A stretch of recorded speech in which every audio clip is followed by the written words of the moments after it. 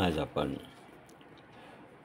गाथा निर्वाणाच्या या भागामध्ये अतिशय साधा सोपा अभंग घेत आहोत.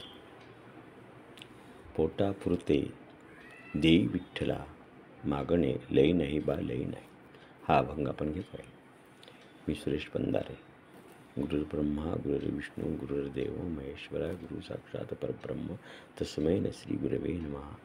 सद्गुरूंचं ईश्वराचं स्मरण करून आपण या अभंगाचं चिंतन करतो. अभंग अतिशय साधा आहे, सोपा आहे, सर्वांचा परिचयाचा आहे. पोटापुरते देई विठ्ठला, मागणे लई नाही बा लई नाही. पोळी साजूक अथवा शिळी, देवा देई भुकेच्या वेळी. वस्त्र नवे अथवा जुने, देई अंग भरुणी. देवा कळना अथवा कोंडा, अतिशय अंती लाभ आणि घात. पळदेते विजा ऐसे, तुका म्हणे जेणे राहे समाधान. ऐसे ते भजन पार पाडे. खूप कमी मागणी आहे. आपल्या अपेक्षा, आपल्या अभिलाषा आणि सर्वच एकंदर कमी आहे. अतिशय साधा सोपा अभंग आहे हा. आपण पूजा करतो, कितीतरी प्रकाराने पूजा करतो. वस्त्र आहेत, अलंकार आहेत, फुले आहेत, हार आहेत, द्रव्य आहे, दागिने, काय काय काय काय नाही करत आपण. ही सगळी लौकिक पूजा आहे. पण गीता तर म्हणते पत्रम पुष्पम फलम तोयम. मला तर साधे फूल पण चालते, वाळलेलं पण चालेल, पण भाव महत्त्वाचा आहे. तुकाराम महाराज म्हणूनच म्हणतात की करावी ती पूजा मनाने. लौकिकाचे येथे काय कामं.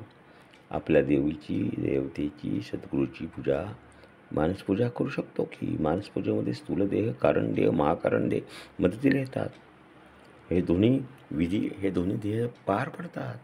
लौकिक पूजेचं कामच राहणार नाही. शेवटी मनाला काय चालले ते कळतेच का? अंतरंगातले भाव खरे प्रकट होतात का? कशाचाही अतिरेक केला तर कदाचित लाभ होईल, परंतु लाभ होण्याच्या ऐवजी त्याचा घातही होऊ शकतो. जसे बी तसेच फळ. मनरूपी बीज शुद्ध असेल, मनरूपी पूजामध्ये शुद्ध भाव असेल, तर त्या पूजेपासून येणारे जे फळ आहे, जे समाधान आहे, त्याचंच भजन करा आणि मग त्यानेच समाधान पावेल. अहो संत सावता माळी तर कांदा मुळा भाजी अवघी मिठाई माझी म्हणतात. सुभद्रा चव्हाण ही एक हिंदी कवयित्री होऊन गेली. ती तर म्हणते तुकरा दो या प्यार करो, मैं गरीबी भिखारी न तेरे द्वारा आई हूँ, ना मेरे पास है कुछ देने के लिए. अगर आप मेरा स्वीकार करते हो तो करो, नाही तो मुझे ठुकरा दो. इतक्या भावपूर्ण भावनेने ती कविता म्हणते. म्हणून मी फक्त आता नमस्कारच करते, मनोभावे करते, स्वीकार कर. हा समर्पण भाव आहे, अशी शुद्ध अंतःकरणाचा भाव आहे. आणि हा भजन भाव देवाला पावल्याशिवाय कसा राहील. बघा, कोणाकडूनही गोंदवलेकर महाराजांनी राम मंदिरासाठी रक्कम जास्त कधीही घेतली नाही. कधीच नाही, कोणाकडूनच नाही घेतली. सगळ्यांकडून आपण ती रक्कम घेत महाराजांनी ती मोठी केली आणि हव्यास टाळला. करोडो रुपयाची देणगी कधीच घेतली नाही त्यांनी. मग अजून तुम्हाला सांगतो, गप्र प्रधान ज्यांना आपण गुरुजी म्हणतो, त्यांनी काय केलं. त्यांनी तुम्हाला माहिती आहे, स्वतःचं घर सगळं विकलं आणि कुठे गेले ते राहायला गेले. शेवटी आयुष्याच्या शेवटच्या चरणामध्ये ते कुठे राहायला गेले. ते एका साध्या हडपसरच्या जवळ उंडरी पिसोळेमधून अतिशय साध्या फ्लॅटमध्ये राहायला गेले. करायचं काय आपल्याला आणि कशासाठी करायचं आहे, काहीच जरूर नाही ना. आपले हव्यास, आपल्या अभिलाषा कशा करताय. रावणाचं उदाहरण घ्या. काय झालं त्याचा. अभिलाषा होती त्याला, सगळे देव पायाखाली घातले, तुडवलं त्यांनी अक्षरशः पायाखाली. किती अहंकार होता. बळाचा अहंकार, सत्तेचा अहंकार, पैशाचा अहंकार. शेवटी काय झालं. शेवटी लंकाही गमावून बसला. म्हणजे घातच झाला ना. अतिशय अंती लाभ आणि घात असं झालं ना. आणि म्हणून जर तुमचं अंतःकरण चांगलं असेल, म्हणजे शुद्ध असेल, तर त्या बीजापोटी फळ येईलच. शेवटी आपल्याला याच्यातून साध्य काय करायचं आहे. ईश्वर स्वरूपता साध्य करायची आहे. अज्ञान दूर करून ज्ञान प्रकट करायचं आहे. आपल्या स्वस्वरूपाला ओळखायचं आहे. मग त्याच्याकरता कशाला काय हवं? सांगा ना, कशाला काय? अहो, जेणे राहे समाधान ऐसे ते भजन पार पावे ना. समाधान असणं महत्त्वाचं आहे की सत्ता, संपत्ती, लोभ, अभिलाषा हे महत्त्वाचं आहे? महत्त्वाचं काय आहे? महत्त्वाचं आहे ते समाधान आहे. आणि म्हणून शेवटी बघा, तुकडोजी महाराजांचा अभंग आहे, तुमच्या सर्वांचा परिचय असा आहे. तुकडोजी महाराज काय म्हणतात? या झोपडीत माझ्या सर्व सुख आहे. अहो, सुखाची कल्पनाच काय आहे? सुख कशाला म्हणतात? समाधान म्हणजे सुख ना. मग सुख कशाला म्हणतात? सुखाची व्याख्या काय आहे? माऊली तर म्हणतात, या जीवाला हा परमात्मा भेटला म्हणजे जो आत्मानंद होतो त्याला तर सुख म्हटलं आहे.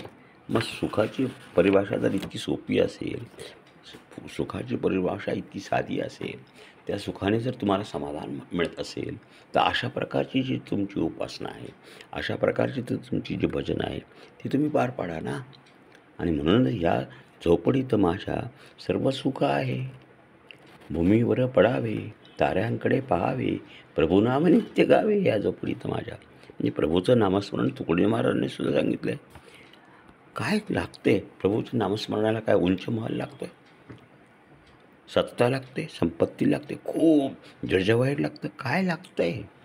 काही नाही लागतं. 9व्या अध्यायामध्ये कीर्तनाचे, नटनाचे हे माझे जे कौतुक करतात, नामस्मरण करतात, नामघोष करतात ना, ते मला प्रिय आहेत. आणि मी कुठे शोधायचा? अहो, जिथे भजन असेल तिथं शोधा. मी नाही वैकुंठामध्ये, मी नाही स्वर्गामध्ये, मी कुठेही नाही. जिथे माझा नामघोष चाललो आहे तिथे तिथे तिथे मी जरूर आहे. तिथे शोधा मला, असं म्हणतायत माऊलींनी 9व्या अध्यायात. मग हे जे आहे असं जर असेल तर आपल्याला तुकडोजी महाराजांचा आदर्श घेऊया, गोंंदवलेकर महाराजांचा आदर्श घेऊया, आपल्या आत्ताचे गप्पप्रधानांचं मी उदाहरण दिलं त्यांचा आदर्श घेऊया आणि आपलं जीवन अतिशय साधं, सोपं, सरळ करावं. हे बघा, 2 उदाहरणं आपण बघूया. संत तुलसीदासांना एकदा पिशाच्च दिसलं आणि त्यांच्याशी ते बोलले आणि म्हणे, तू मला काय मदत करणार आहेस? काय मदत करणार आहेस? ते म्हणे, असं कसं काय? मी तुम्हाला मदत करू शकतो. म्हणे, काय? तुमची काय इच्छा आहे? ते म्हणे, मला रामाचं दर्शन पाहिजे. जेणे राहे समाधान ऐसे ते भजन पार पावी. माझं आत्तापर्यंत रामकथेचं सार्थकता कशात असेल तर माझ्या रामदर्शनामध्ये आहे. पिशाच्च म्हणे, मी प्रत्यक्ष रामदर्शन नाही करू शकणार तुमचं, परंतु एक काम करतो, तुम्हाला क्लू देतो. तुम्ही जो रामकथा दररोज करता ना, त्या रामकथेमध्ये दररोज पाठीमागच्या बाजूला एक घोंगडी घेऊन म्हातारा बसतो. तो कोणा माहिती आहे का? ते आहेत हनुमान. आणि अशा हनुमानाचं दर्शन तुम्ही घ्या आणि त्याला विनंती करा की बाबा, मला कुठल्या परिस्थितीत रामाचं दर्शन दे. आणि दुसऱ्या दिवशी ज्यावेळेस त्याने कथा चालू केली, कथा संपली आणि मग त्याने त्या म्हाताऱ्याला पकडलं. म्हातारा म्हणे, मला सोड. मला माहिती तू कोण आहे, तू हनुमान आहे हे मला माहीत आहे. पाय धरले त्याचे. आणि काय पाहिजे तुला? काही नाही पाहिजे. मला तुझा जो देव आहे, जो माझाही देव आहे, अशा रामाचं दर्शन हवं आहे. ठीक आहे, रामाचं दर्शन द्यायला तयार आहे. आणि खरोखरच त्यांनी साकेत लोकांमध्ये गेला आणि ते दर्शन रामाचं दिलं. म्हणजे शेवटी समाधान कशात आहे? कशात आहे? भावामध्ये आहे, भजनामध्ये आहे, ईश्वराच्या दर्शनामध्ये आहे, ईश्वराच्या प्राप्तीमध्ये आहे. म्हणून जे संत तुलसीदासांनी केलं तेच सूरदासांनी पण केलं. सूरदास तर म्हटले, सूरदासांना एकदा सूरदास जन्मांध होते, पहिल्यापासून दिसत नव्हते. त्यांची खूप मोठी आख्यायिका आहे, खूप मोठं चरित्र आहे. पण ज्यावेळेस त्यांना राधेचं दर्शन दिसलं त्यावेळेस त्यांनी राधेला विनंती केली की राधे, मला फक्त श्रीकृष्णाचं दर्शन देशील का? राधेने तुलसीदासावर प्रसन्न झाल्या राधा आणि म्हटलं ठीक आहे. आणि प्रत्यक्ष श्रीकृष्णाला घेऊन राधा तिथे समोर आली आणि म्हणे डोळे उघडा. डोळे उघडले यांनी सुरदासांनी. डोळे भरून पाहिला हा श्रीकृष्ण त्यांनी. आणि श्रीकृष्ण डोळे भरून पाहिल्यानंतर म्हटले हे श्रीकृष्णा, तुझं दर्शन झालं. राधेला विनंती केली, राधे आता माझे डोळे पुन्हा अंध कर, मला आता पुन्हा आंधळे कर.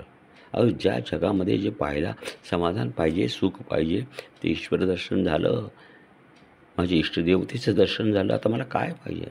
आता मला पाहण्यासारखं काहीच राहिलेलं नाही आहे. हे जे आहे ना, यालाच समाधान म्हणतात. अशा प्रकारच्या भजनाने मी पावन व्हावं, अशा प्रकारची इच्छा तुकाराम महाराज ह्या साध्या सोप्या भाषेमध्ये व्यक्त करतात. आपल्याला तेच करायचं आहे की आपल्याला अतिशय नको आहे, आपल्याला लोभ नको आहे, आपल्या वासना, आपल्या सर्व काही ज्या आहेत त्या नियमित करायच्या आहेत, त्याला सीमित करायचं आहे. आणि या सीमित केल्यानंतर जे होईल त्याचप्रमाणे आपल्याला वागायचं आहे. आपल्याला पत्रम पुष्पम फलम तोयम हा बोध घ्यायचा आहे. आपल्याला जे काय आहे 2 घास जे मिळतात त्याच्याच समाधान मिळायचं आहे.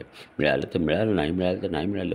तुकाराम महाराजांनी असं नाही म्हटलं का तुम्हाला जर मिळत असेल तर घेऊ नका म्हणून, पक्वानं मिळत असेल तर घेऊ नका म्हणून, असं नाही म्हटलं. विठ्ठल पंढरीचा हा जनाबाईच्या घरी जेवला ना, नाथांनी हरिजनांना जेवण दिलंच ना, समर्थांनी हरिजनांना जेवण दिलंच ना. समाधान समाधान समाधान आहे काय? समाधान म्हणजे दुसरं काही नको. आपल्याला शुद्ध भाव निर्माण जो झाला ना आपल्या मनामध्ये, त्याला समाधान म्हणतात. आणि म्हणून पोटापुरती देई विठ्ठला, मागणी लई नाही. आपल्यासुद्धा वासना, आपल्यासुद्धा इच्छा, आपल्यासुद्धा आकांक्षा ह्या कमी करायला शिकलं पाहिजे. पसारा कमी करायला शिकला पाहिजे. संसार कमी करायला शिकला पाहिजे. व्याप नका वाढवू असं शिकलं पाहिजे. किती व्याप वाढवाल, किती बंगले घ्याल, किती सत्ता घ्याल. नेपोलियन काय, बोनापार्ट काय, तुमचा अलेक्झांडर काय, शेवटी काय घेऊन गेला या जगामधून? सर्व सत्ताधीश लोकांनी काय नेलं जगामध्ये? काही नेलं नाही. रिकाम्या हाताने आले आणि रिकाम्या हाताने गेले. म्हणून पोटापुरते देई विठ्ठला ही तुकाराम महाराजांची मागणी आपणही मागू. देवा, मिळालं तर मिळालं, नाही मिळालं तर माझं दुःख नाही. आमची 2 वेळेची पोटाची जी भूक आहे तेवढीच भागव. भुकेला आम्हाला काहीतरी दे. एवढी साधी मागणी तुकोबारायांनी या अभंगात केली. असे साध्या सोप्या भाषेत आपण हे निरूपण करण्याचा प्रयत्न केला. ईश्वर सेवा आपण याच ठिकाणी संपवू. गुरुब्रह्मा गुरुर्विष्णू गुरुदेव महेश्वरा, गुरु साक्षात परब्रह्म तस्मै श्री गुरुवे नमः. पुन्हा एकदा तुकाराम गाथेतला एखादा छोटासा छान अभंग घेऊन पुन्हा भेटूया. नमस्कार.